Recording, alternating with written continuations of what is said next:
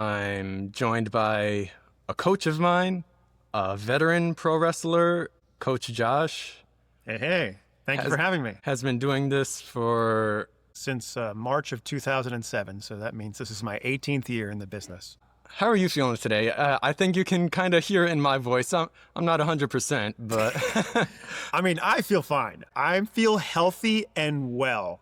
I feel like I could do this for a long time, but that's the way I feel today. Who knows? I'm always afraid, like I'll just straight up be vulnerable and admit, I'm afraid every time I'm on my way here or on my way to the Wrestle Factory. I mean, we can see it on your face, John Carlos. You look very afraid. First of all, like the very first day, beginner, actually not even beginner 101, it was the free workshop. I was afraid of what a ring might feel like. You know what I mean? I was afraid of that first bump. Like, what does this thing feel like? Okay, and then when you had that first bump, how did you feel after that? I totally hit the back of my head. And it's one of those things where it's like, fuck, I don't want to feel that ever again. And yet I felt it again and again. Because it's so hard to... at least for me, to tuck the chin, because you got to have neck strength. Absolutely. And it's not something, as far as I know, like in any other sport, you really train at. Like maybe football in order to avoid whiplash. I mean, you absolutely need a strong neck to be a pro wrestler, 100%. And it will come with time, right? If you take enough bumps, you'll pick up that craft. Like you'll pick it up. It's just like anything. It's like learning an instrument. You know, you'll pick it up over time. It just takes reps. It just takes practice. Right now, for me, it's like riding a bike. Right. And I know you mentioned it. You're like getting in the ring the first time, taking your first bump. Obviously, it hurt pretty bad, right? When I was 18, I went to Bud Carson's Pro Wrestling World on 1313 Linden Street in Allentown. It's actually a bodega now. But they had one of those old Andre the Giant rings in there. It was a gigantic ring. When I was in there, I could not believe how big the ring was. And everything hurt. The ropes hurt. The bump hurt. Everything hurt. Every single part of the ring hurt. You could go as hard as you wanted in the middle of the ring and it would still really hurt. It just takes time. It just takes time. For me, it's like I hit my head a lot. And then, so to, I don't know, compensate or to like fix that, something in my body made me start throwing my arms more. And Yeah, so, I notice it every time. Yeah, then it was my elbows. It's all elbows. It looks like that. Like you're doing yourself a disservice though. When you throw your arms down like that, you're putting your elbows in jeopardy.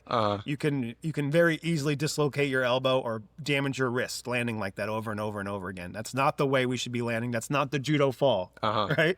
But it will come with time. Right. Like I have no doubt that you can get there one day. And you know something? I can see you when you're in there and you're overthinking.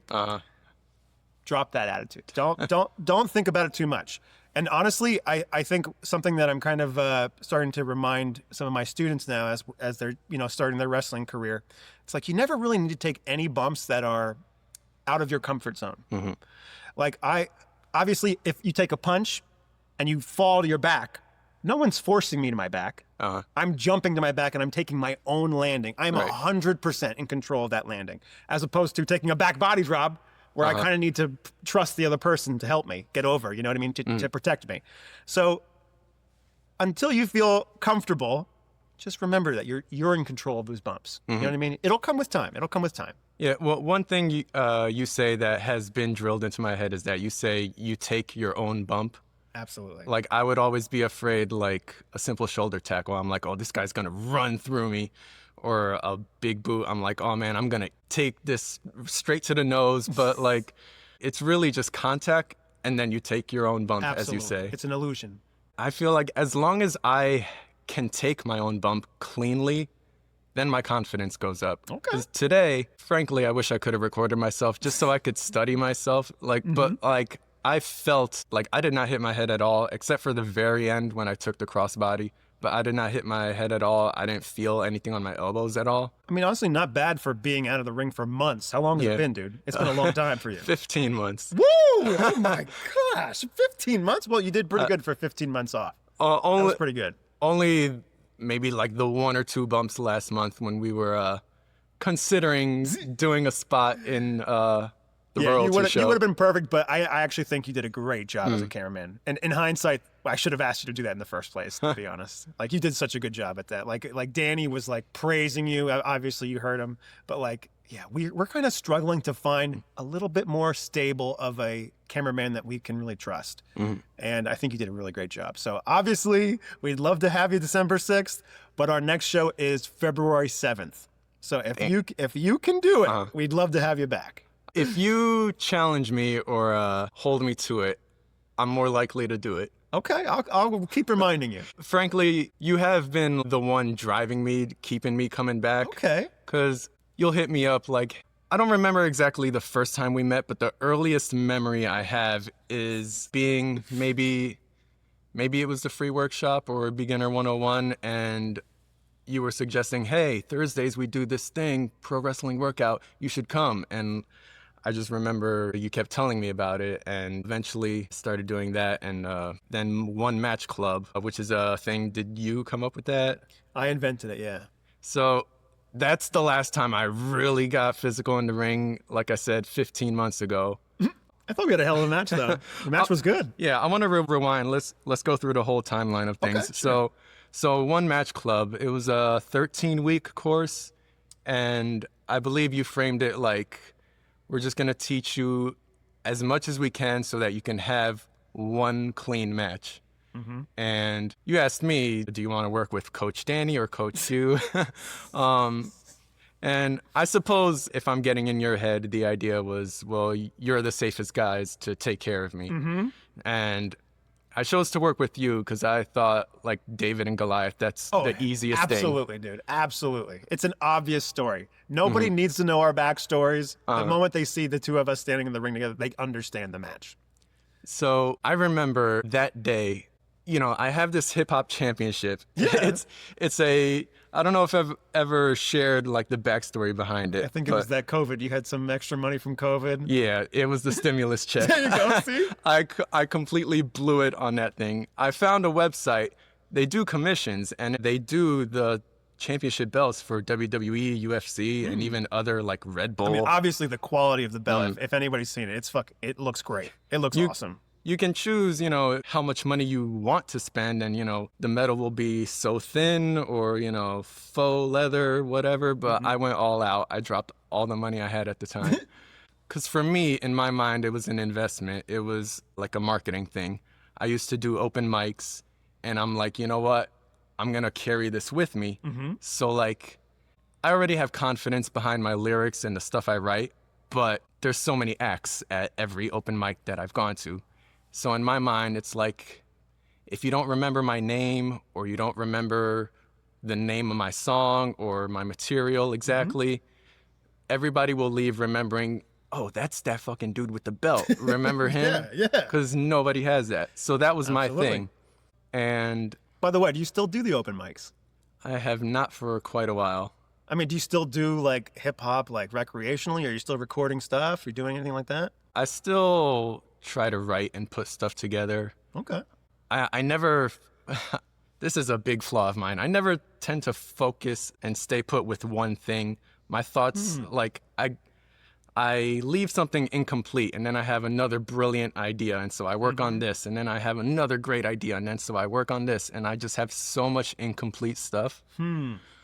But hey, I mean, it's one of those things, though, to be honest. Like, I mean, wrestling is something that you can only do for a short amount of time. You can do hip hop when you're 60 if you wanted to. Yeah. You know what I mean? You can write music when you're older. You know what I mean? You don't need your body to be able to do that. So, yeah, no pressure. No, you know, when you can, you know, you'll get to it.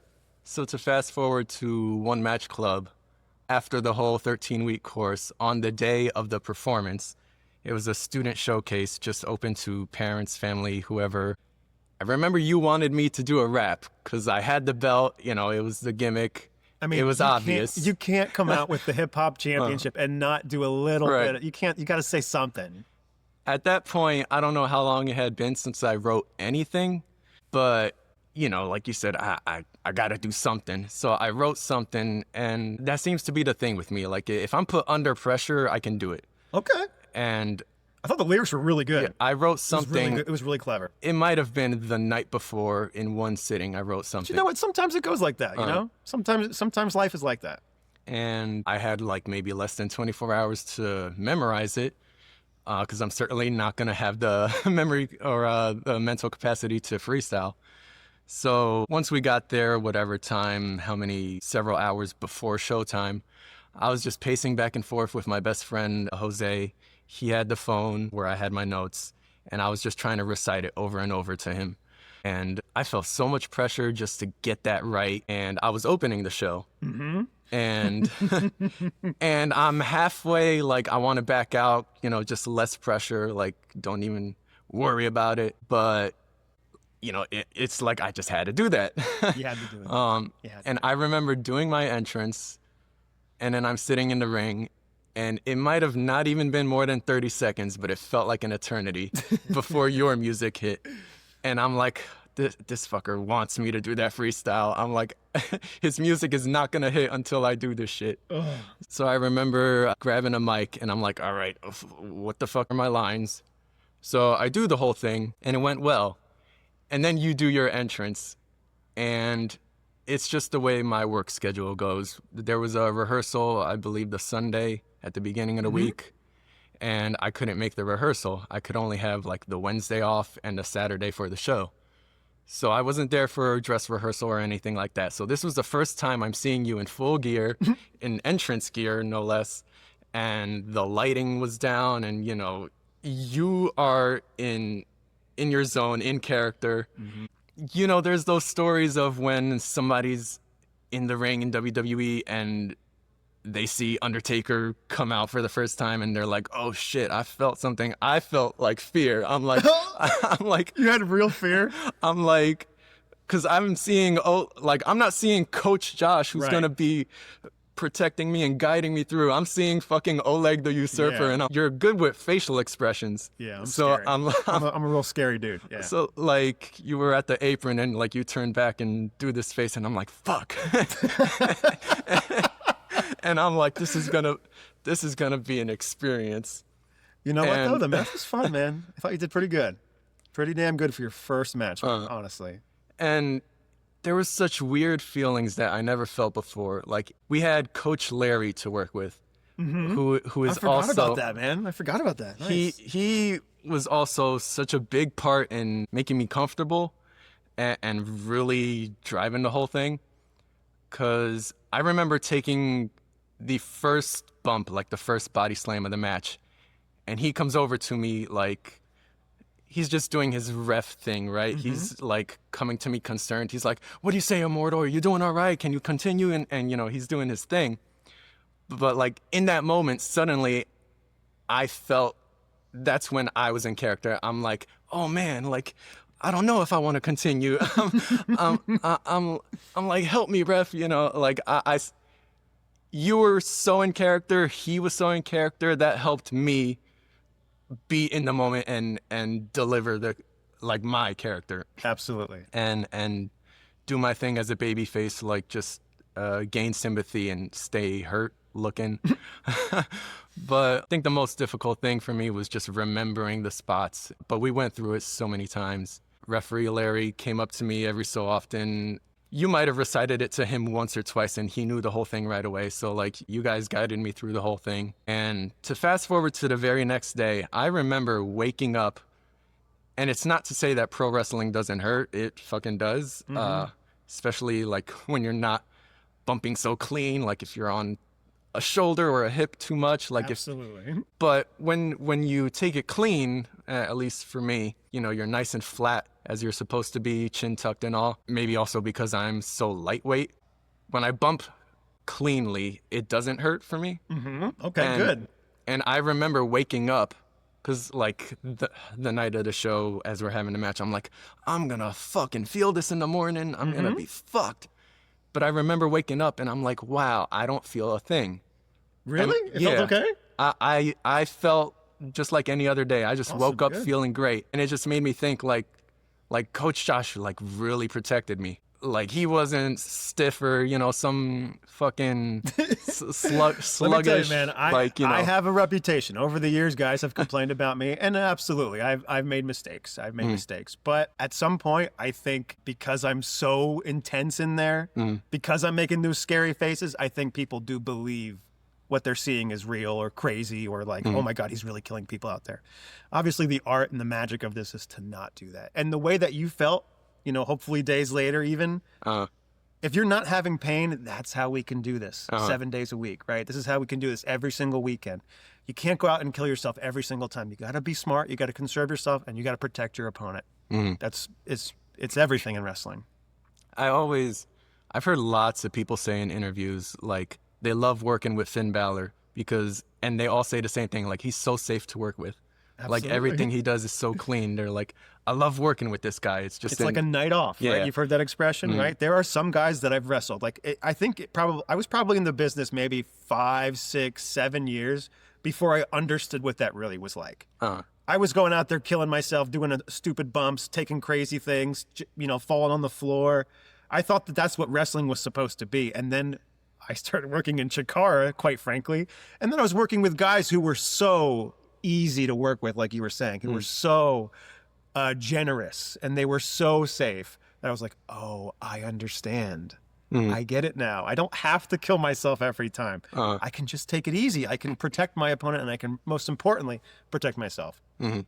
And since I have felt the rigors of the ring, I tend to look at such crazy bumps and I cringe more because I know to an extent what that kind of feels like. Yeah, just watch Darby Allin.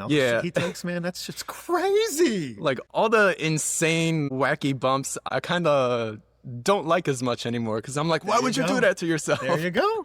And I think there's a lot of fans who maybe they don't quite understand that. But now that you have been inside the ring, I mean, now you understand. Like, so welcome. This is a baby toe inside the wrestling business. So I remember Randy Orton being vocal about the NXT kids. He's like, you don't need to be doing all this or going so hard on just a random Wednesday. He's like, you know, you want to do this for 25 more years. And like, after being in the ring myself, I'm like, I totally get that message right away. And honestly, ask the fans. The fans are the judge, right? Like most of the time, the fans don't remember those little intricate bumps and things like that. They just remember hey, it was fun. I remember when you did that one thing. That was funny. It may not have been a planned spot. You're just being a character out there and you're just interacting with them. You're just making eye contact with them. Maybe you just touch them, maybe a little high five, right? That's what the fans remember. They don't care about the DDT off the second rope. You know what I mean? Nobody cares. They move on. The match ends, the bell rings, the next match goes out, and they don't even think about it anymore. So they care about the story. They care about the moments. That's really the magic of pro wrestling. So after we did One Match Club, what was that, August? I don't know. Was it the very next couple of months? I mean, I work in a mall. I do foods. So the holiday season, like November, December, it's tough for me to make any free time. But I believe it was the very next February, you had invited me to Royalty Wrestling. And not sure exactly how this started. How would you say this whole thing came about? Because I immediately noticed, like, oh, literally everybody I trained with, like my whole class, is this show. Yeah. So, like, how did Royalty start? Is that your question? Okay. So, like, we probably started doing One Match Club, and we did like student showcases, and then I was finding that, like, hey, if we kind of make these shows special by having matches be shorter, having characters be really unique, having obvious good guys and bad guys, having a very smart structure with the matches, and ending at a reasonable time. I was like we would have like really like airtight 2-hour shows or like 60-minute shows, and I would be so proud when they were over. I was like, we have such a talented group of a roster here. Like it's only a matter of time before it's going to be a company. Like we probably had like 4, 5, 6 student shows under our belts before Royalty became a thing. Yeah, I mean, in terms of the concept, funny story. I was actually, oh my God, this is a while ago, but I'm going to say maybe the year was 2011. I was supposed to be doing Beyond Wrestling, and the guy I was going to ride with to New England canceled the day of the show. And I was like, oh, bummer. Now I can't go. He was my ride. And Drew Gulak, of all people, was like, no, I'm going to come get him. So he drove to my parents' house and he picked me up and he drove me, and like, wow, what a generous, nice thing. And of course, he wasn't even a big deal at the time. He was just also kind of making his name for himself. And he showed me such a kindness. But as I started to kind of, pick Drew's brain a little bit, I did share with him the idea for royalty wrestling back then. I was like, I'm thinking of medieval times meets pro wrestling. Like maybe the whole theme is medieval. Maybe we have teams involved. Maybe there's food involved. Like I thought like it was going to be like the whole medieval, medieval times package all in wrestling. And he was like, that's a great idea. Keep that to yourself. And I kept it to myself for like, almost 10 years, maybe obviously more. So yeah, we had a little brain group. We had a circle of maybe 4 or 5 people, and we laid out the shows, and Danny took the initiative, and he was the booker, and yeah, we had the roster, we had the crew. We were ready to go. I think it took a couple shows for us to kind of hit our stride, but now I feel like every show is great now. I'm so proud of every single show that we do now. We really have something special here at Saltville. I would love to grow. I would love to keep growing, but I also have to be patient, and it's not my financial investment right now. But yeah, coming soon. Maybe more shows in the future, maybe bigger venues, maybe more shows on the schedule. That's my vision, at least. But yeah, what show did you come see first? I remember seeing you in the crowd that day. I feel like it was me versus Ox, maybe. Yes. So that would have been Chivalry is Dead, I think. Yes. So I hadn't trained or, been to the Wrestle Factory the whole fall, winter. But Chivalry is Dead, it was February, I believe. And I didn't know anything about the card. All I knew was, hey, we're having a show. Would you like to come? And I'm like, shit, yeah, I'm free. I can make it. And I mean, I saw the name, Royalty is Wrestling, and I could see just by the graphics, like, there's some medieval stuff going on, but you don't know how hard the whole identity, how do I put it? There's a whole identity to it, and you don't know really, like, how much of it there really is until you step in the doors and see it all. And I remember the next show, actually, when I helped set up and I was sitting next to Danny. There was a photographer, and once the doors open, you guys have like these medieval covers of pop songs. and I remember this photographer just out loud saying to himself, he's like, wow, they're really going in on the theme here. Like is that the weekend? It's the weekend, yeah. Absolutely. And the last show, I did some camera work, and I remember a little girl like in the front row, she was like, this is that 50 Cent song. And I'm just like, first of all, she knows 50 Cent. Like, oh my God. But, people walk in through the doors and maybe not immediately, but as they're sitting down, like maybe mid-conversation, they just hear a familiar melody and they're like, wait a minute, this is some medieval cover. Yeah, I think they call it bardcore. Like it's just like medieval versions of many popular songs, obviously. But that's the whole goal. Like when people walk through the front door, they have entered our weird, Narnia universe. Like you walk through the door and it's like a time machine. You're in our world now.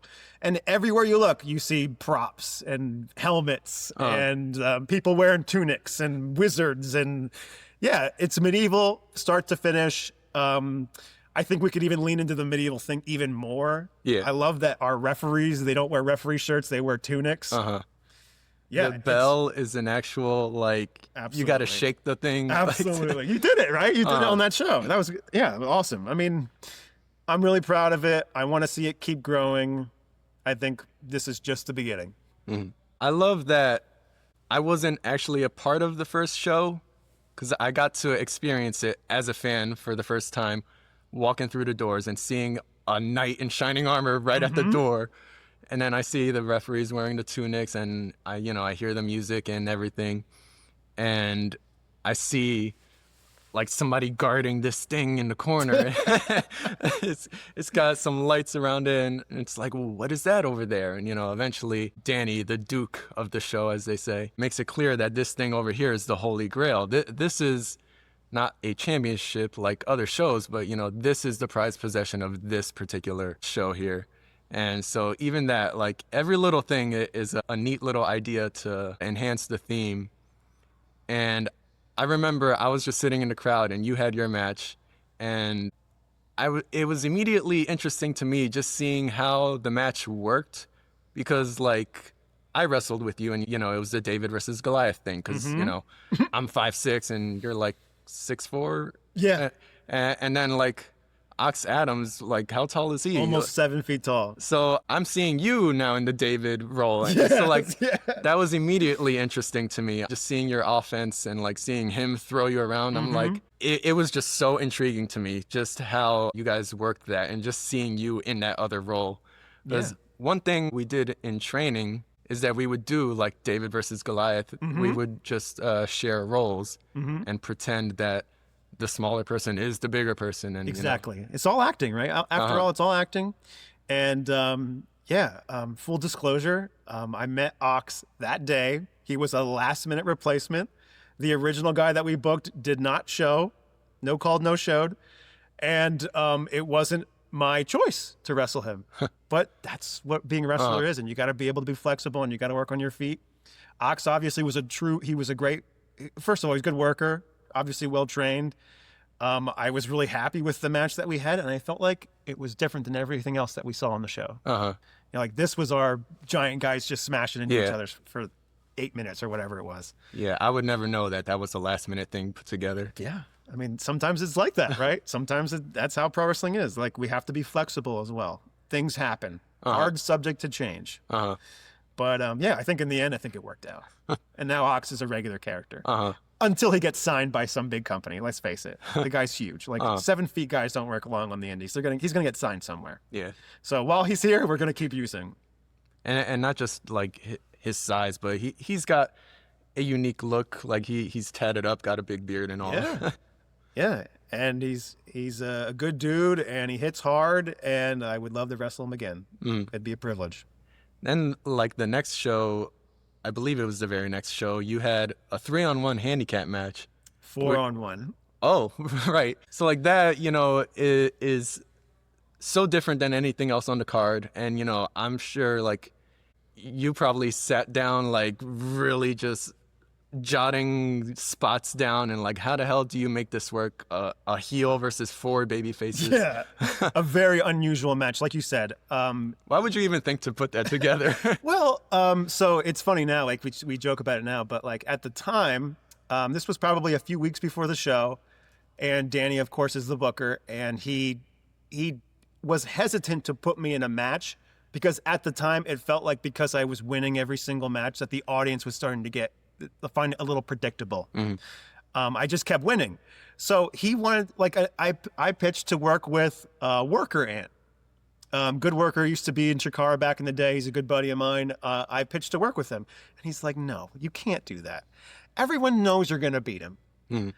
What if you wrestled 4 of them? And I was like, oh, no way. They'll never go for it. There's no way that you can book all 4 of these dudes and they want to lose to one heel. Nobody will want to do that. It's not going to happen. Forget about it.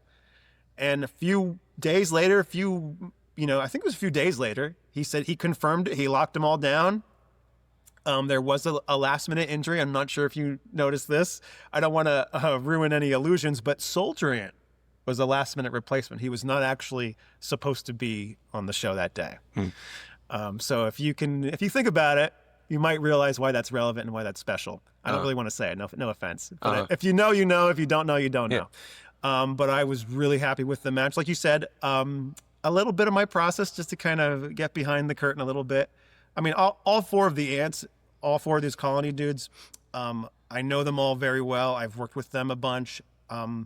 Of course, I was even a fan of Chikara before I started wrestling for Chikara. So in many ways, it was kind of like a love letter to the colony.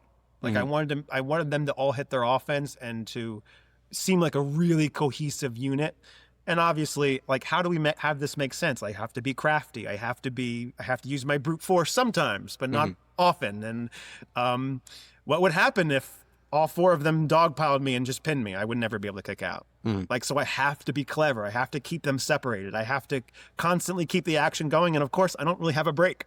All 4 of them got chances to have a break, but not me. I had to just keep going. And, you know, it's not a perfect match. I think there are some things that I would change, but overall, I'm very proud of it. And quite honestly, I'm very proud of all the matches that I've had in Royalty. They've all been a little bit different. They've all been a unique challenge in their own way. And I am having a lot of success reinventing the wheel, so to speak, and really giving something different. The audience sees me doing something different every single show, and I want to just keep people on the edge of their seats. So, yeah, a lot of fun. Happy to do it again, and I think that's a slice of what makes Royalty very special. Danny's putting very unconventional matches together. On our next show, we have two of our most popular good guy teams facing off against each other, and we have two villain teams facing off against each other. I think this makes the show much more unpredictable when this happens, right? If you have the first match as a good guy versus a bad guy, and the bad guy wins, it's like, oh, well, you know the good guy's going to win in the other match, right? It's so predictable. But now, throw it right out the window. Everything is unpredictable at Royalty. And where everything that seems like it's obvious, we want to flip it over and make it seem like, oh my gosh, they swerved us. They tricked us. They laid a trap, and we fell for it, and we bit, and then they changed it on us. So, yeah, I think we're doing something right. Yeah, you guys stay creative. Not just the whole identity and presentation of the show is creative, but with just about every match, you've had the capture the flag match, which is a unique concept. At the last show, there was a 2 birds, 1 stone match, which is like you have to beat the other person or the other 2 opponents at the same time. So like you guys, there was another tower defense match. Yeah. Like you guys come up with new stuff for just about every show. So like every show is something to look forward to. Like there's going to be something new you've never seen before. Absolutely. Yeah, it's a triple threat, and I hate triple threat matches. I think they're always so uncreative. Like WWE does it, and it's like, ugh, I get so annoyed with it. It's like it's the same routine over and over again. Oh, it's 2 good guys, and then there's that 1 bad guy. Or it's 2 bad guys, and it's that 1 good guy. And then it's like they do that thing where they, oh, I'm going to go for a pin. And then he's like, oh, he breaks it up. And it's like, well, I thought I was going to win the match. I thought, well, it's the same story over and over again. This flips the concept right on its ass. And you have to beat both dudes at the same time. No excuses. You must beat them. It's like a triple threat on hard mode. And yeah, this is what we do. You know, Danny and I, we put our brains together. We try to come up with unique matches that we can hopefully do again. And maybe, you know, maybe we can make this an important significance in the future, just inventing matches. You know, now that we've established the first ever capture the flag match, it's going to mean that much more when we do it a second time. And now maybe just the allure of the capture the flag match happening again will be exciting enough for people just to, you know, come and see it. Doesn't even matter who's in it. I don't remember the name of the show. It was after Chivalry is Dead. The very next one is when I first came to help set up the ring.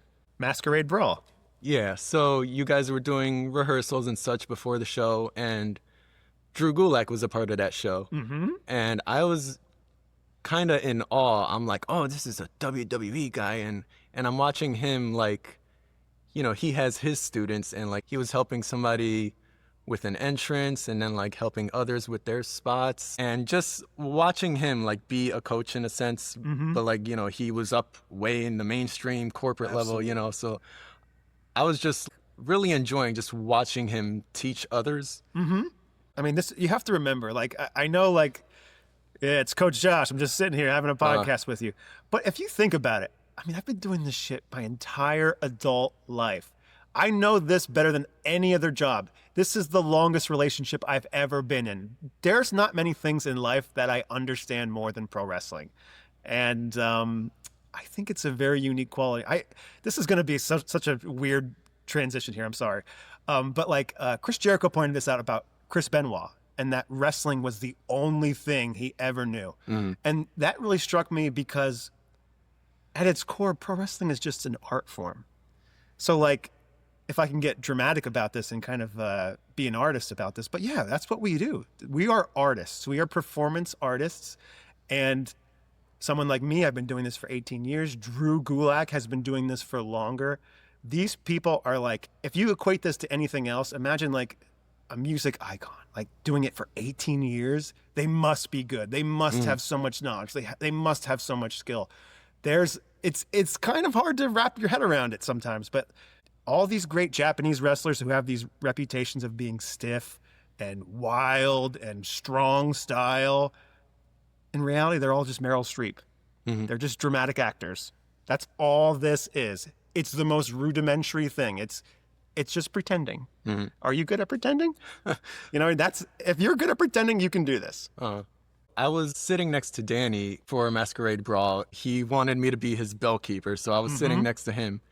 So again, even though I was helping put the ring together and whatever, I was still watching this like a fan. I was still just sitting ringside and just watching the show. I didn't know anything of like who was gonna go over. Right. I didn't know the spots or anything, but Danny is so good in that he's in character. Like when a big spot happens, he's like, wow, or like when somebody cheats, he's like, hey, you can't do it. I mean, like while we're here putting over Danny, like what's amazing about what's really going on is Danny has not only has he kind of put the matches together on paper, but he's envisioned what the match is supposed to be.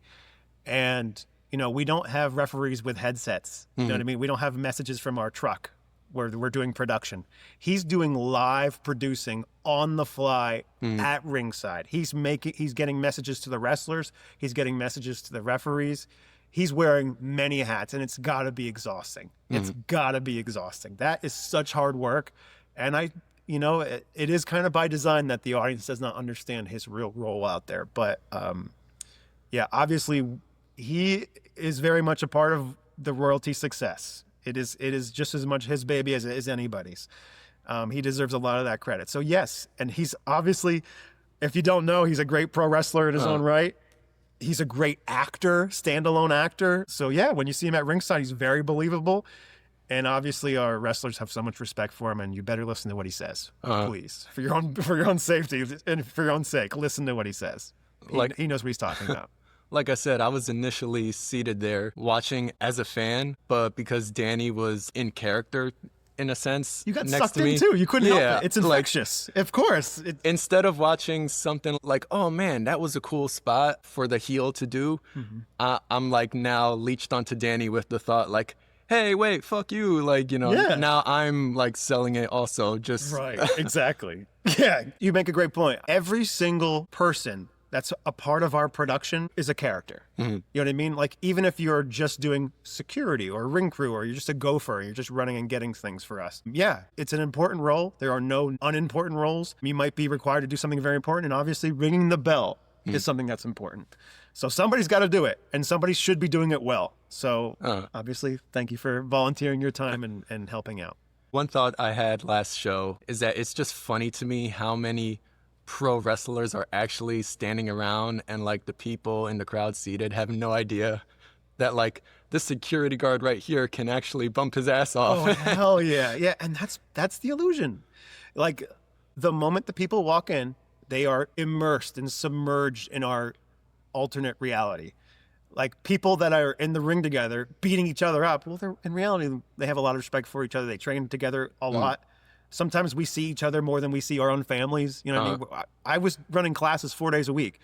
Like, that's more, I see my students more than I see my own brothers, So yeah, we are obviously very close. We're a big family, and everybody's important. Everybody's essential. And even someone in a small role, honestly, John Carlos, if you tried and you worked your ass off as a pro wrestler, what's stopping you from being a royalty wrestler? Seriously, you could do it. Why not? You want to be a character? You want to be a heel? You want to be a babyface? If you commit yourself to the craft, anybody can do this. And I think that's something that's a secret ingredient that not many people understand. But yeah, I do have the itch every time I come to these shows and I'm watching like my peers put on some bangers.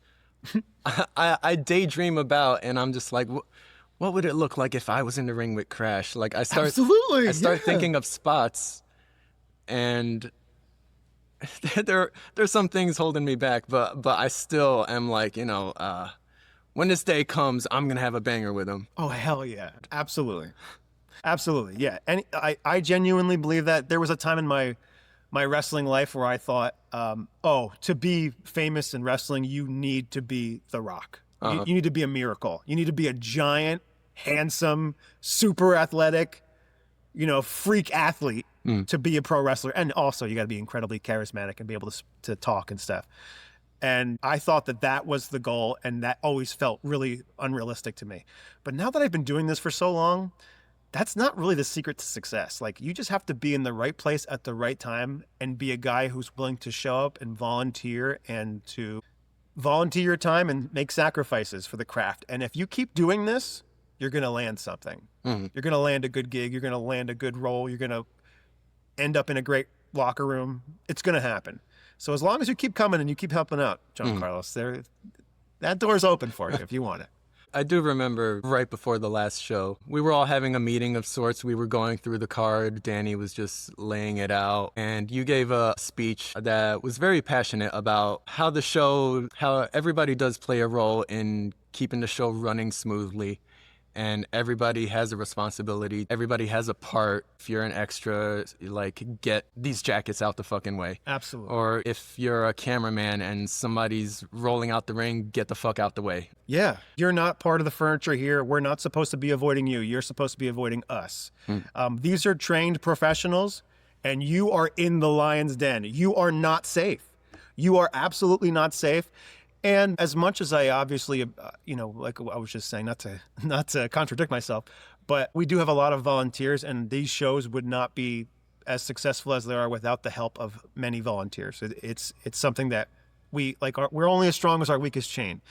And I think for a while, especially on our first season, I really noticed that we cultivate such a great little family unit here, and we have so many peripheral students. And I think that we kind of created a culture unintentionally of our friends coming here to support us and getting drunk and being fans when they should be helping with security, and they should be helping, carry our hurt wrestlers to the locker room. Or like you said, grabbing someone's entrance gear. Like, somebody has to do those roles.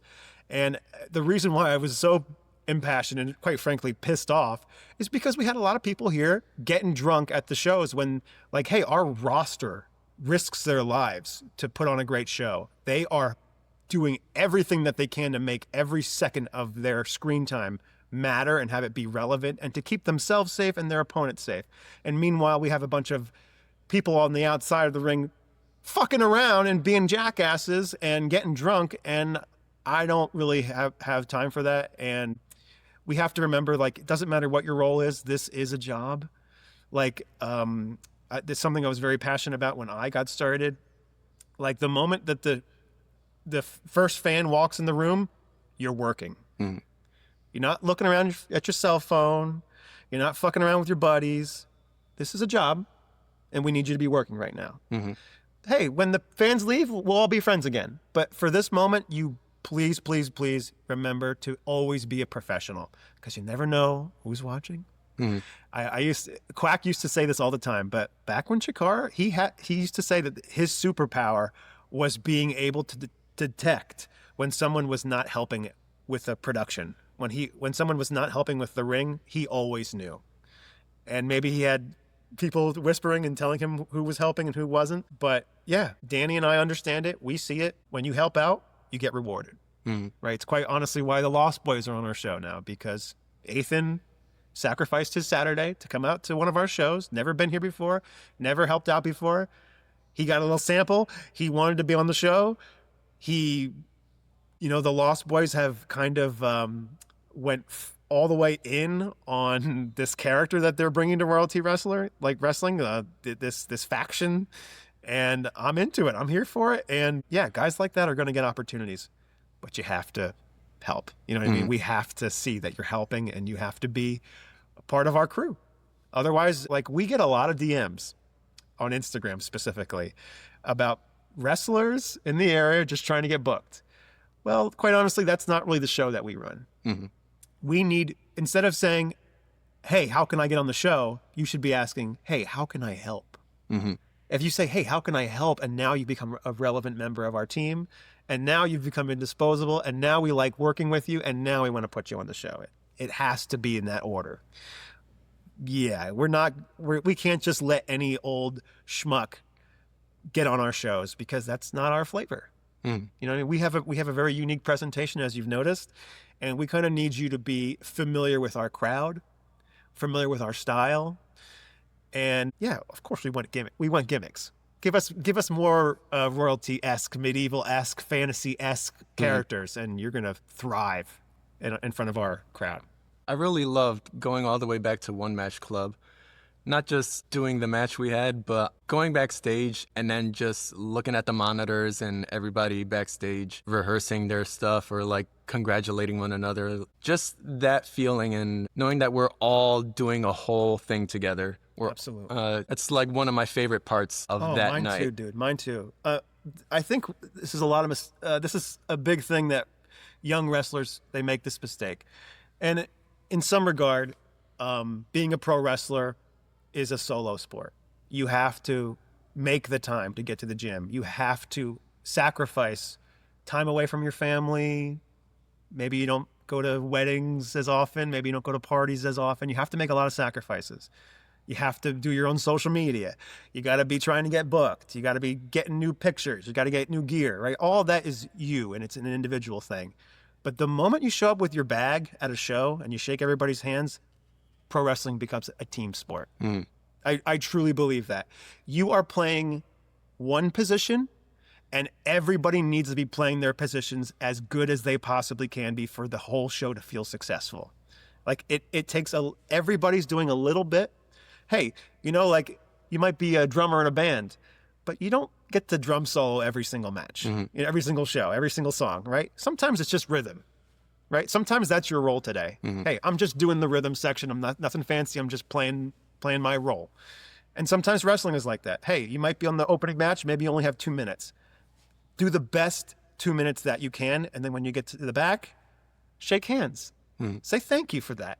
That was awesome, man. Thank you for doing that. And yeah, there should be high fives all around if you did a great job, of course. And obviously we all want everyone to be safe because we can't keep doing this. But yeah, it is one of my favorite things too. This is a team sport, 100%, 100%. And that's not just a royalty wrestling thing. That's in any successful wrestling company. And if you want to be a successful pro wrestler, you have to get used to it. This is a team sport. Get used to it. Did you ever do theater in school or anything like that, putting shows together? No, not me, honestly. I was a bit of an artsy kid though. I've noticed that as well. I was a fine arts major. I did a lot of drawing. Honestly, anything fine arts related, like doing painting, doing sculpture. I thrive at stuff like that. Performance art is a thing I'm good at. I do like singing in the car. I do like that stuff. I can be a peacock when the camera turns on, right? And obviously in my real life, I don't act like that. But yeah, this is a art that I've been doing art my entire life, ever since I was a little kid. And this is such a natural transition in the art department. I know people don't quite understand that. I have big visions for pro wrestling. Like, I actually think pro wrestling could be on the Olympics one day. I think pro wrestling could be taught at schools one day, like high school. You know what I mean? You could learn pro wrestling at school. Why not? Why the hell not? They have drama at school. Why can't they have pro wrestling at school? We'll see. One day. One day. If I had it my way, it would be more like that. I did have this thought recently that you can do pro wrestling matches in the Olympics and sort of take like an American pro wrestler here, a Japanese guy here, and judge them based on, you know, oftentimes people will meet for the first time that day, have nothing planned, but you judge them on the role that they suddenly take, face or heel, and you judge them on, you know, crowd interaction. Exactly. And of course, the drama and the story that they put on, and you can totally judge these types of things. Absolutely. Dave Meltzer's been judging it for years. Yeah, there's so much technique and timing, execution, audience participation. Pro wrestling can be graded on these ways. So, yeah. It's a performance art, just like other things that are in the Olympics, like figure skating. Absolutely, 100%. It's exactly the same. Like, this is still physical, and this is still, like, it does require so much, I just said it, but technique. It's all about technique, and it's all about timing. And, yeah, one day in the Olympics. We'll see. You have so much creativity that comes out, like you said, in fine arts and performing arts now. Do you be watching the product, perhaps WWE, and you critique it like, oh, I would book that story so much better. I would have this happen, you know. Yeah, I can't help it. I mean, when you've been watching for so long, you do get a little nitpicky. I can't really turn that part of my brain off. Yeah, like I don't know. Did you see Survivor Series? Yeah, I was just catching up on it last night. I mean, I watched that first match and I was just like, what in the hell is going on? I wasn't following it. Like, I don't watch it on a week-to-week basis. I do parachute in for the big shows. I'm probably going to be a lifelong WWE fan, but I don't necessarily always love, like, that's not always the style of wrestling that I prefer. But with that being said, though, I thought that John Cena match was excellent. I thought that was excellent. I thought Dominic Mysterio was so good. He's going to be a world champion one day. That match happened to play out exactly how I laid it in my head. I thought their first match on Raw was gonna, like, I was a little disappointed because I'm like, oh man, he just beat him just like that. Like, I would have had Finn get up in there and this and that. And like, exactly how I had it mapped in my head is how it played out last night. And I'd been thinking about this whole retirement run and how I would have booked this and that. And I'm like, oh man, my brain starts going and I'm like, I could have done so much better. I could have made the turn happen this way and explained like this, and I would have done the turn back this way. I mean, I do think it's a fun, creative exercise to explore things like that, because that's what wrestling is. Like, as long as you're creative and you can make it make sense, it's just as creative as you can be. But at the same time, I think sometimes the most obvious thing is the right choice. I think as artists, we kind of need to surrender to that a little bit. Like, hey, like, if I'm wrestling you, you probably shouldn't pick me up. You know what I mean? It doesn't make sense. Yeah. Even if I can go up pretty easy for you. And if we practice enough, I'm sure you could do a move to me like a suplex or something. But it just doesn't make sense. The audience sees it and they're like, something's not right about this. I'm not into it. Right? Everybody has that expression. They may not be able to articulate it like that, but everybody feels that way. And that's kind of how I feel. I know you mentioned the heel turn. The moment it happened, everybody's like, oh my God, it was the greatest thing I've ever seen. I shit on it from day one. The turn itself? Yeah. What a mistake. Why does it make sense? From a business standpoint or from a character standpoint? Why? It doesn't make any sense to me. I would have never done it like that. I think someone just told me it was like, he had like, maybe you can correct me if I'm wrong, but like, it was like 30 matches this past year. Like, why did he have to spend all that time as a heel? Nobody wants to see that. And I'll be honest, I'll go a step further. I don't think The Rock should be a heel either. He's one of the most famous people on the planet. The moment he comes through the curtain, the place goes insane. They love him. Everybody knows who The Rock is. Your grandma knows who The Rock is. You know what I mean? Everyone knows who he is. Why would you take the most famous character and make them a villain? I don't think anyone can justify that to me. I'll never understand that. That's just, to me, that's poor business decisions. And hey, it did spike a great social media. You know what I mean? It did have really good numbers on social media, but obviously in the big picture, I proved to be right about this one. I don't think it was the right decision to turn him in the first place. I think every follow-up has to be as good as the day one, the initial turn. And they just dropped the ball like they had zero explanation. And they were kind of going on the fly, and each week just did not hit. Don't get me wrong. John Cena is an unbelievable performer. If he wants to lean into being a heel, technically speaking, in terms of the art that we were talking about earlier, he's nailing it. But in reality, like we were saying about the audience digesting things, nobody wants to see John Cena on his final run pretend to be a bad guy, because we all know he's just pretending. Right. He's not really a bad guy, right? We're all aware of that. He's done so many Make-A-Wishes over this time period. Do we really think he's actually a bad guy? No, he's just being a worker. He's just being an entertainer. And now we're kind of out of the illusion because we have to remind ourselves, oh, he's just an actor. But if we embrace the fact that this is a guy who's saying goodbye to these crowds, to the fans for the very last time, this might be the last time that we see John Cena with a microphone in this city. Like, the fans just want to cheer him. The fans just want to cheer him. And anybody who is a babyface facing him has such a huge obstacle. It's such a disservice. I think they put Cody in such a bad position because he was in an unwinnable situation. John Cena as a villain is so much more interesting than anything else that Cody could do. The crowd is obviously going to turn on him. It's not going to work. In the big picture, it's just not work. That's bad business.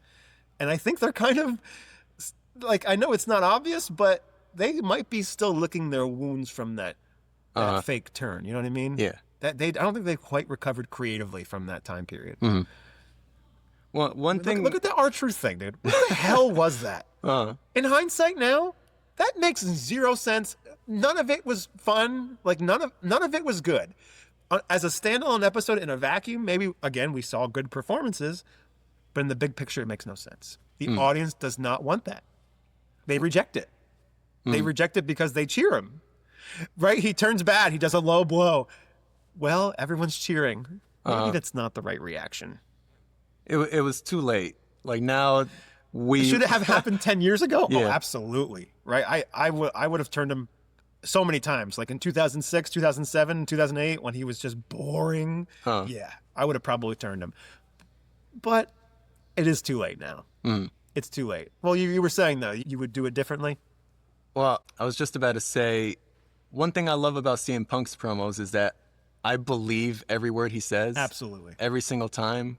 Like, there are other wrestlers, I'd say, like Seth Rollins. I think he's great at promos, but I'm always left thinking he did just recite something that was written.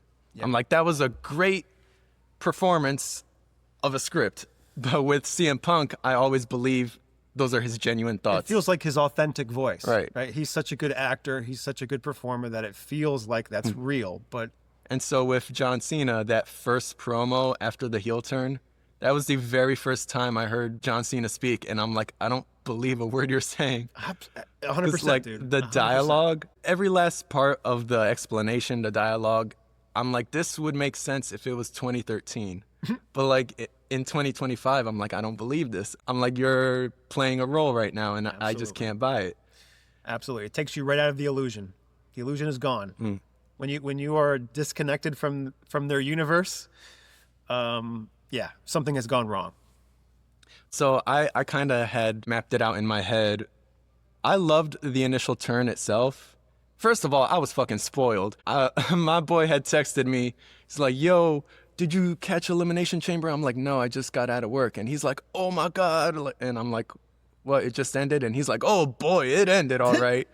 And I ended up going to a McDonald's drive-thru.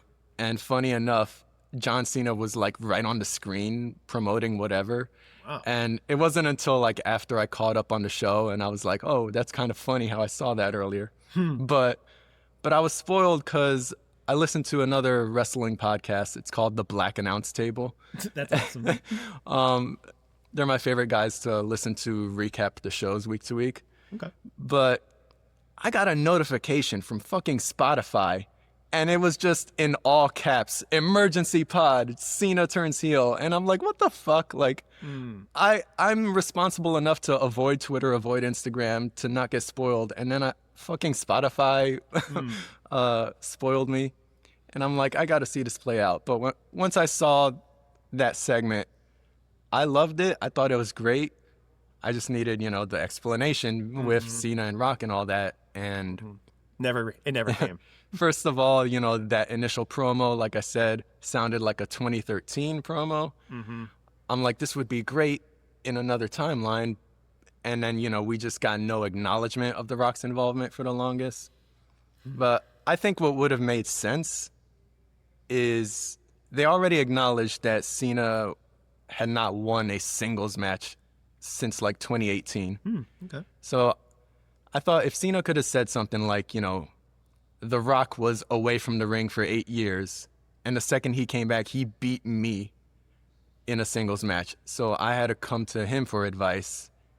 And, like trying to justify this thing. It's like with his guidance, I was able to win the title again. What I'm hearing, John Carlos, is you giving Oleg the Usurper a stalling suplex. Like, the audience is not going to buy it. The audience does not believe it.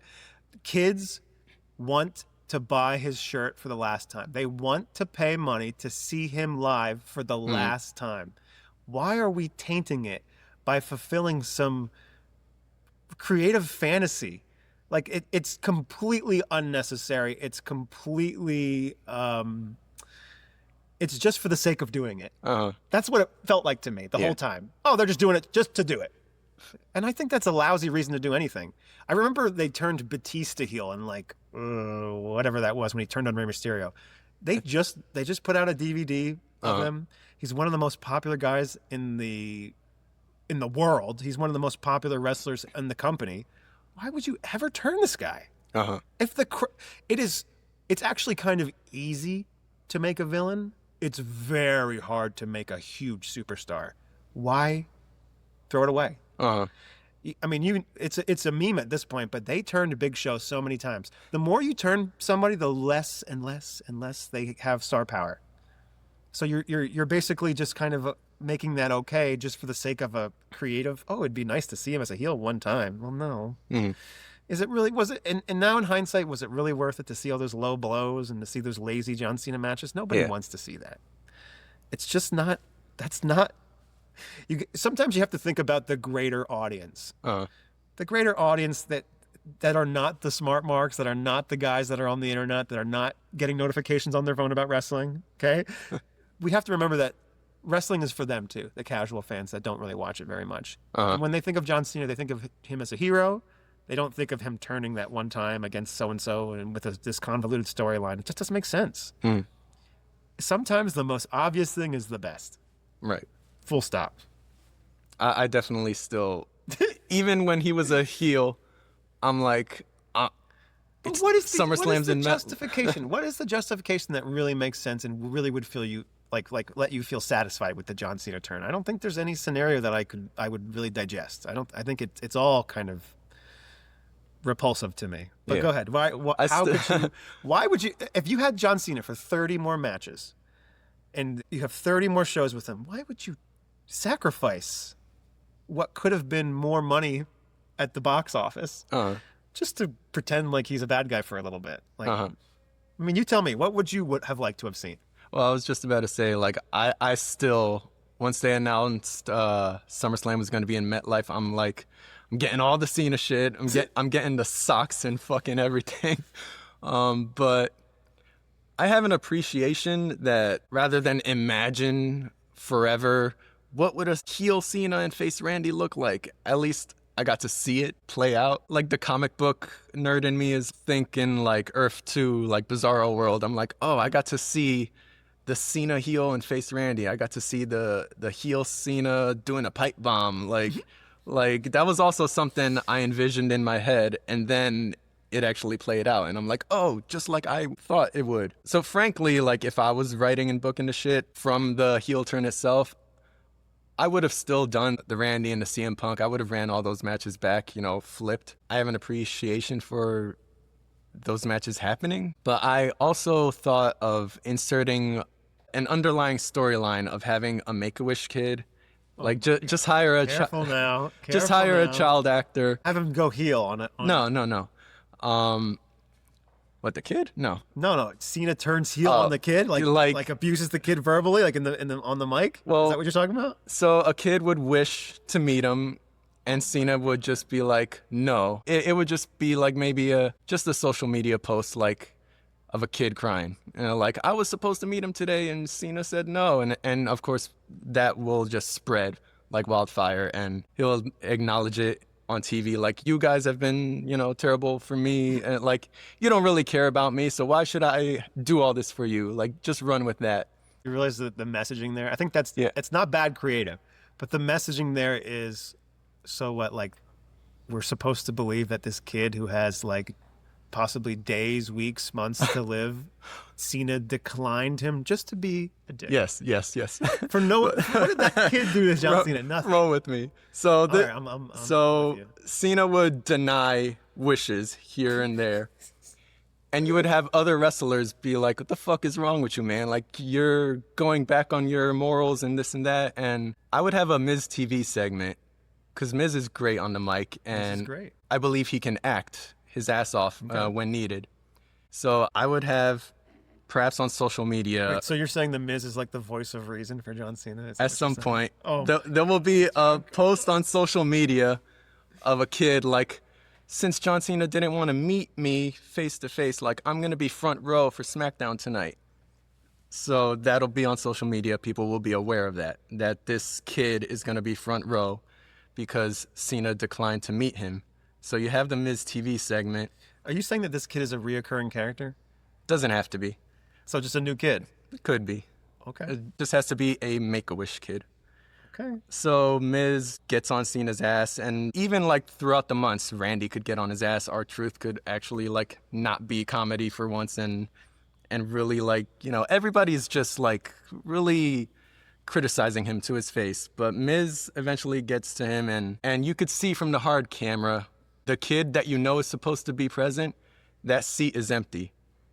It's not acknowledged, but if you're, you know, paying attention, you see just an empty seat right in the center there. Eventually, Cena makes a comment, and like, where even is that kid anyway? See, they don't care about me. And Miz is like, well, if you were here, you know, at the arena at, you know, call time like 12, you would have gotten the news that he passed away. Oh my God. And from there on, that's the face turn, because Cena is just fucking crushed. He's got the silent treatment, like he can't say anything anymore. But that's not exactly the face turn, but like from there, you know, he's not heel no more. He's just distraught, but he doesn't want to vocalize anything. You get to a Cena Gunther match. You have Gunther because he's an asshole. Wait, is this the final Cena match or No, the timeline can be okay. anywhere. I'm not looking at dates exactly, but eventually, leading up to a Cena Gunther match, Gunther just says whatever to get under Cena's skin, like, you're a piece of shit, like, you know, and I'm gonna put you in the ground just like a Make-A-Wish kid. Oh my God. And that's when Cena, the good guy, comes out, like, don't you dare say something like that. And, you know, he beats the shit out of Gunther. And it's like, oh, that's the true Cena. He's standing up for us. And, you know, he's beating up the bad guy that is truly despicable to us. Am I going to, like, senile Vince McMahon booking with this? I don't know if it's senile Vince McMahon, but it's kind of like what I was saying about Big Show, right? Like, I think if we floppy, he's only around for a certain amount of time. You have to realize that the casual fan is probably not seeing every single episode week to week to week to week to week, right? So we also have to remember about them. So you save all your big moments for pay-per-view, and if obviously they don't have many pay-per-views these days, and even on the pay-per-views they only have 5 matches. So less means more, and it's never meant more than right now. And to not understand, like, I always think that sometimes pro wrestling is just best when it's obvious. It's obvious. We have a hero and we have a villain. The more that we get into these gray areas of like, oh, well, he's sometimes a good guy, in this city he's a bad guy, and blah, blah, blah, blah, blah, and when he's wrestling this guy, he's more vicious. No, it gets too messy. Let's just make it so agonizingly, painfully obvious. Hero, villain, make them strong, build to a match, pay it off. Like, that is the secret to pro wrestling at its core. And when we get so deep in the weeds with dialogue, and it starts to feel more like SNL, and it feels less like pro wrestling to me. Like, at its core, pro wrestling is good versus evil. And I think when we start having these complicated characters, it just doesn't translate well to the audience at large, and we're sacrificing the superstardom that this guy organically created over how many years of being a hero, right? We just throw it away just because we feel like, oh, this could be a good storyline. I just think in the big picture, it's you're shooting yourself in the foot. It's toxic to do things for clicks and views.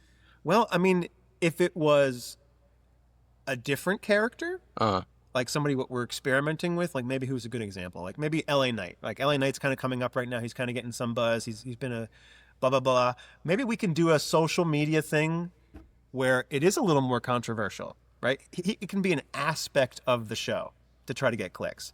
But your lead babyface, the guy who's the hero who never turned for what? How many years has it been now, John Carlos? Is it 20 years? How long has it been for Cena? I don't even know. 23. 23. I mean, why? It's like you can only beat Goldberg once for the first time. You know what I mean? You're going to beat him every single week because it makes for a better story. I disagree. You know what I mean? The Undertaker streak can only end once. Right. John Cena can only turn heel once. And you really want to save it for this moment? To me, if we... I don't need to tell you this. This is the obvious direction, right? You bring in Cena as the superhero one last time, put him against someone who's super duper safe in the ring, that's going to have an easy match with him and a night off so we can protect our golden goose one last time. Try to sell as many tickets as we can. Try to sell as much merchandise as we can. Try to get it. Let's milk Cena for every drop that he's got until he's gone. Because once he's gone, in theory, he should be gone for good. Right? I don't know what Cena's plan is after he retires, but if it's anything like pro wrestling and anything that's taught us, he's probably going to make more appearances. He might even have more matches. Right? Money talks. Like, that's Saudi Arabia money. That's life-changing money. That's going to make a huge difference for Cena's kids one day. No judgments, but yeah. Baby faces, you have to be incredibly careful with them. They are very, very delicate. Sometimes you might find in the wrestling business, I know you're just kind of entering it yourself, but in my experience, the baby faces in real life tend to be more like dicks because they're more protective of their spot, because they have to go out there and make this audience love them. That's fucking hard. That's really fucking hard. As Oleg the Usurper, I was a good guy for a very long time. Sometimes my bad guys would suggest, hey, why don't you do that move, more speed? I used to run back and forth against the ropes like a maniac, just running back and forth, back and forth, back and forth. And then I'd squish the guy in the corner. I'd build up a bunch of more speed. I'd build up more speed, and then I'd squash him in the corner. But a lot of my heels would suggest, hey, why don't you do that move and I'll cut you off with my cool enziguri or whatever. Well, you make me look like a fucking idiot. I'm the one who actually has to, I'm the good guy. I'm the lead singer of the band, so to speak, right? I'm the guy who's responsible for making these people cheer and making them people love wrestling. And it's my job to make them want to come back.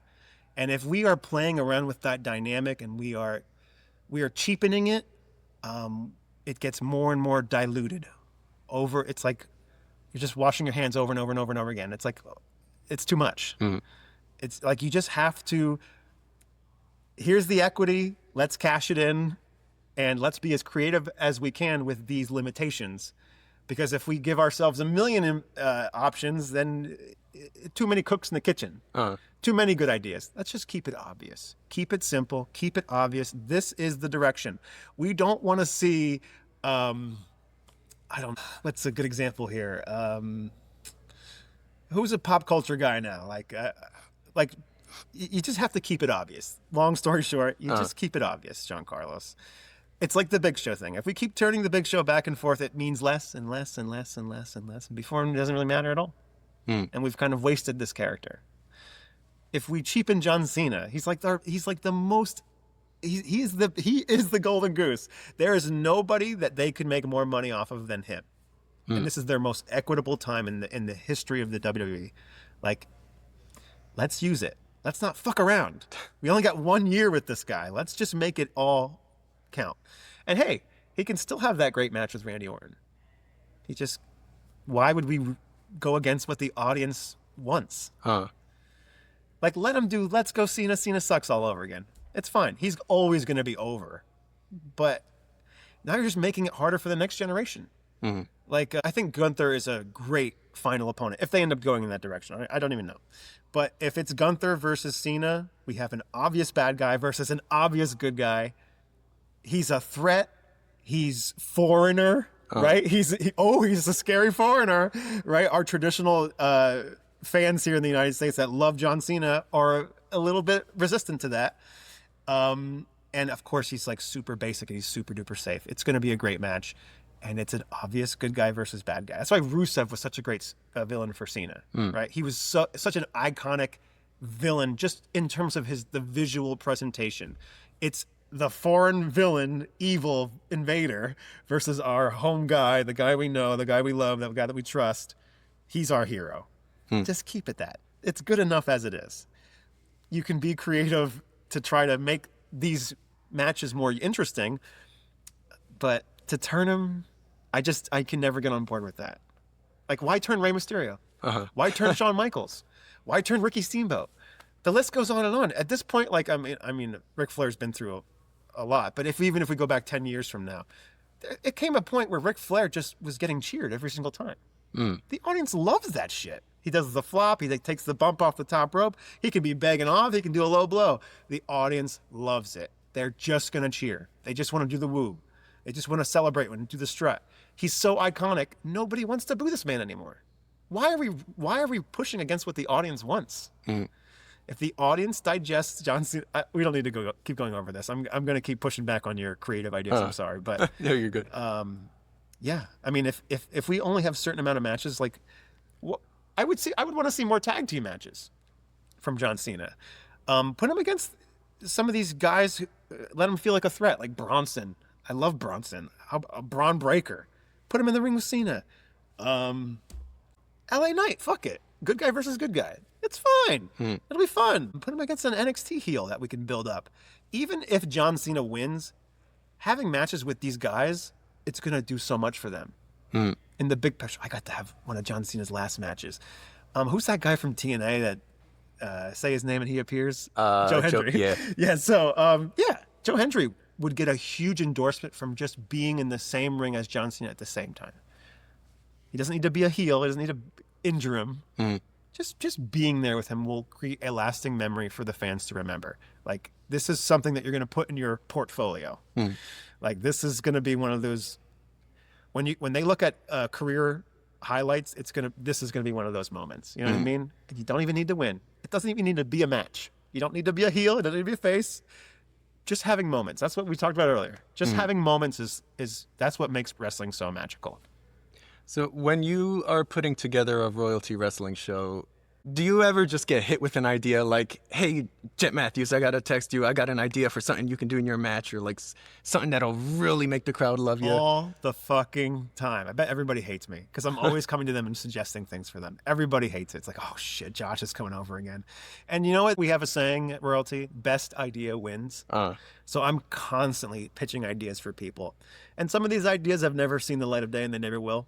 But that doesn't mean that they wouldn't have worked. You know what I mean? And I'm not just trying to toot my own horn, but to answer your question. Like, is there any, like you said, too many cooks in the kitchen where maybe it's a tag team match, so there's at least 4 of you guys, and maybe somebody's thinking of this, and you're like, I don't know if our crowd will rock with that, or... Absolutely. No, I mean, this is a common thing, and I will take that role in putting the matches together just because I'm at that point in my career with our roster.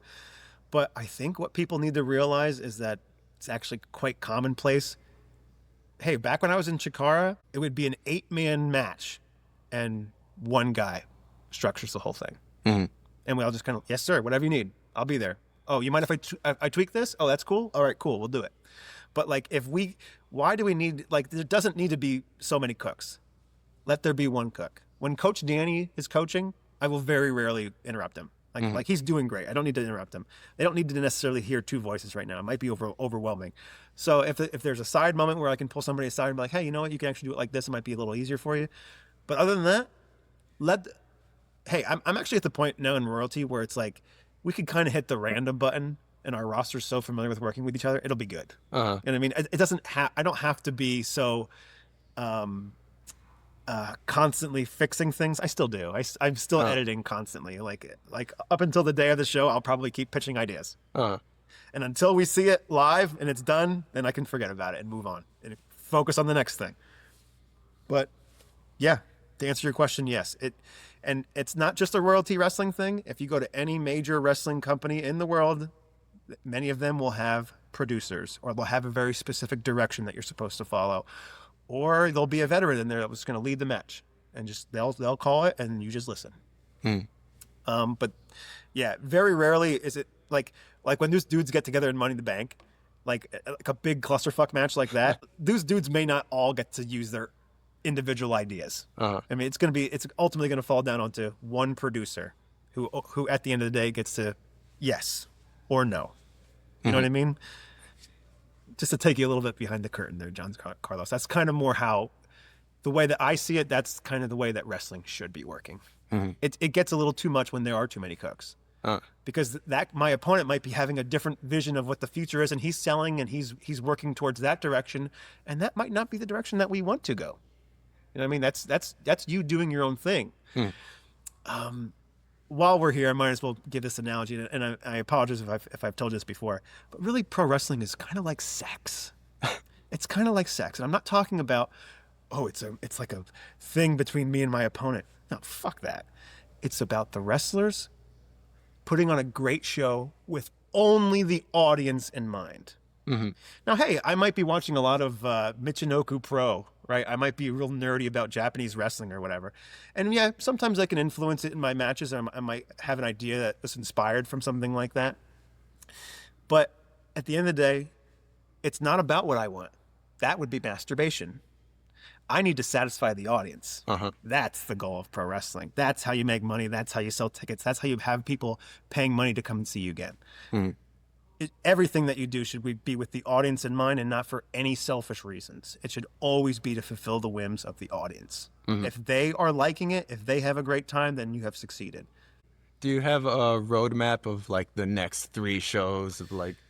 I mean, we do have plans, but I think what makes us so special is, and to answer your question shortly, yes, we do have directions that we would like to go. But every single show we've had, cards subject to change, right? Somebody gets hurt, somebody cancels, inclement weather, right? Something will happen and it will throw the shows off a little bit, but we have to be flexible and we have to be able to roll with the punches and just, hey, how can we make chicken salad out of chicken shit?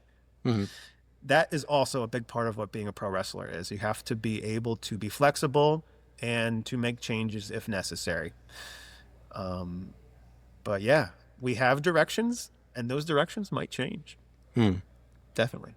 Do you have any specific goals, maybe for yourself and or for royalty? You've got a familiar place here in Sellersville at the Forest Lodge. You've come here several times already. Like, this is kind of the home of royalty.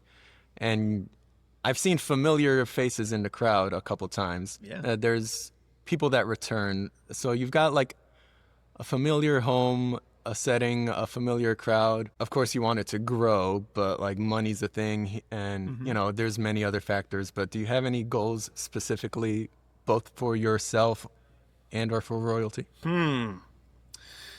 Great question, John Carlos. I think individually, for me, I'm at the point right now where it might not seem like it because I'm kind of the top villain, but I'm actually in an era of my wrestling career where I just want to be as giving as possible. I want to have a great match, not just a good match. I want to have a great match and pull the absolute best out of my opponent every single time. I'm past the point of being safe.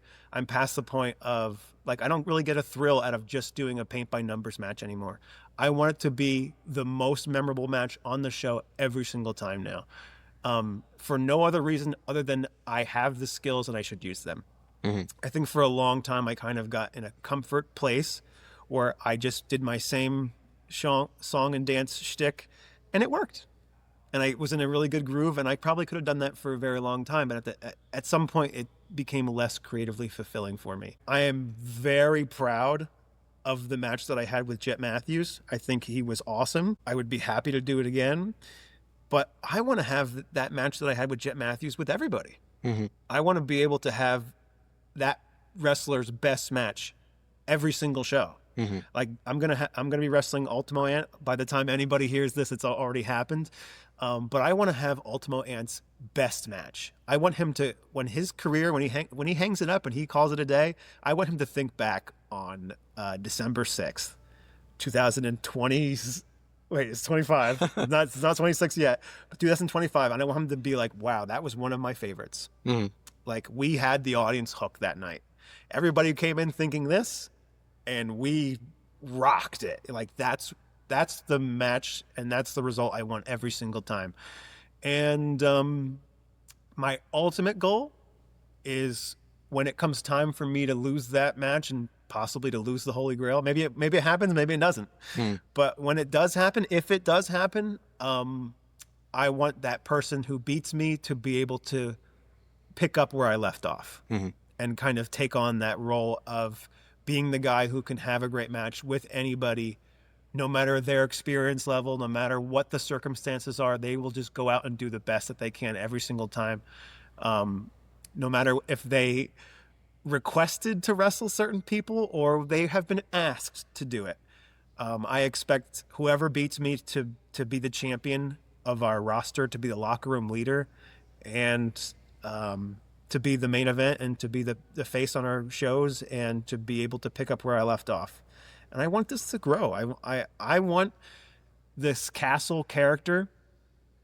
It's kind of like, it's so weird to think about this now, but like 2019, 2020, I thought I was retired. I thought I was done. I'm like, I'm kind of, pandemic wrestling was not my jam. I genuinely thought sincerely that I was out of the business and I was never going to get into it again. And so in a way, I think of this time period now as a gift and it's icing on the cake. And I just want to have fun and I want to make people look as good as they possibly can. And one day, if I'm asked, I want the person that beats me to be able to pick up where I left off. Mm-hmm. It's like an enjoyment to make somebody. Absolutely. Oh my! It's the most satisfying, fulfilling thing. I don't think people quite understand this, but like, it is such a thrill to lose a great match and just to have that final 3 count happen and be like, oh my God, it went so well. I'm so happy that this went like even though you would think like, oh, you lost, but like, no, it's so satisfying to lose. When that moment happens in royalty, it's going to be amazing. I can't wait. I cannot wait for that to happen. I'm so excited. Hopefully, I don't know. We'll see. We'll see where things go. I think we kind of covered everything I had in mind. Well, thank you very much for having me. Hopefully by the time you're listening to this, I would like everyone who's checking out this podcast to check out Royalty Wrestling. Our next show is going to be February the 7th. I believe the show is called Till Death Do Us Part. Oh. So, yeah, we're advancing in the tag team tournament. Of course, we have shields. We have the Knights of the Squared Circle. They're not just tag team wrestlers. Championships coming soon. And yes, please check us out. And John Connors, thank you very much for having me. It's definitely the most fun indie show that I've been to. As a kid, I used to not care for indie stuff because I'm like, I don't know these guys. They're not on TV. What even is this? But like growing up now, also training myself, like I have an appreciation more for indie shows because I'm like, oh, they're just like me. They're working hard, doing their thing. But Royalty, like I said, it has that identity. And there's just a lot of, I don't want to use the word risks, but you go out of the box to have different type matches and even different props. And I feel like I can bring somebody that knows nothing of pro wrestling. Absolutely. And they'll immediately get it. Absolutely. That's the goal. That's the goal. And I think we've built something very special. Obviously, I'm very proud of it. And I hate to sound like a salesman, but I'm just so passionate about what we do in Royalty Wrestling. And I wish that everyone could experience this. So, and like what you were saying about indie wrestling, sometimes like this is like again, it's like art. It's like indie music, right? Sometimes the most influential music is coming from the independents. People just doing it yourself, not doing it for money, doing it for the love of the game. And sometimes this is where the famous people rip you off. You know what I mean? And hey, you never know. Maybe one day, some of our people will be famous one day. And you can say, hey, I was there. I was there when Kendra Kaida challenged for XYZ championship. And now she's on TV. Or I was there when I saw Ox Adams, walk right by me and smack this guy in the face. And now he's signed somewhere. So you never know. But obviously we have a lot of good things happening at Royalty Wrestling. I'm very excited for the future, and I hope you join us. And I hope you literally join us, John Carlos, because we'd like to have you on the team too. Definitely. You'll see me again. And till death do us part. Till death do us part.